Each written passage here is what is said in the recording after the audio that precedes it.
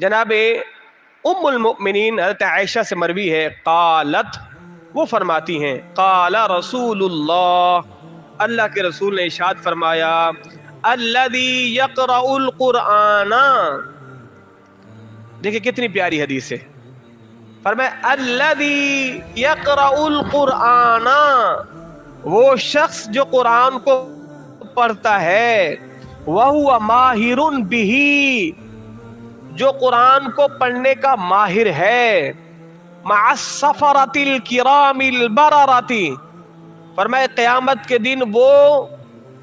اللہ کے عزت والے نیک فرشتوں کے ساتھ ہوگا۔ کون شخص؟ جو قرآن کو پڑھنے کا تجربہ رکھتا ہے، قرآن پڑھنے کا ماہر ہے، وہ قیامت کے دن نیک فرشتوں کے ساتھ، عزت والے فرشتوں کے ساتھ ہوگا۔ اب امتی یہ نہ کہے حضور وہ تو ماہرین کے لیے یہ مقام ہے، جو غیر ماہر ہیں، جنہیں قرآن تجوید کے ساتھ، مخارج کے ساتھ، صحیح تلفظ کے ساتھ نہیں پڑھنا آتا، کیا ان کے لیے کوئی اجر نہیں ہے؟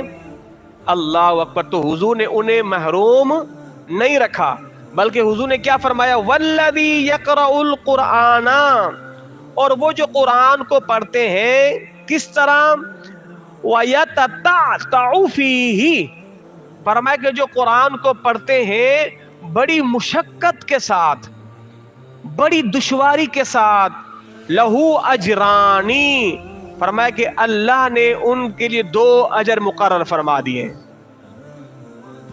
ہیں۔ یعنی جو قرآن تجوید کے ساتھ پڑھتے ہیں، مخارج کے ساتھ، صحیح تلفظ کے ساتھ، قرآن کو سمجھ کر، قرآن کے عالم ہیں، قرآن کے مفتی ہیں، قرآن کو جاننے والے ہیں، اس کی باریکیوں کو سمجھنے والے ہیں، قرآن میں غوطہ زن ہونے والے ہیں، وہ قرآن کے ماہر ہیں، تجربہ کار ہیں، قاری ہیں،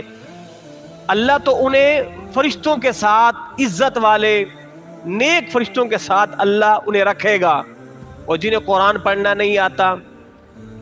جو قرآن کے قاری نہیں ہیں، حافظ نہیں ہیں، تلفظ کے ساتھ، مخارج کے ساتھ، تجوید کے ساتھ نہیں پڑھ سکتے، مگر وہ کوشش کرتے رہتے ہیں۔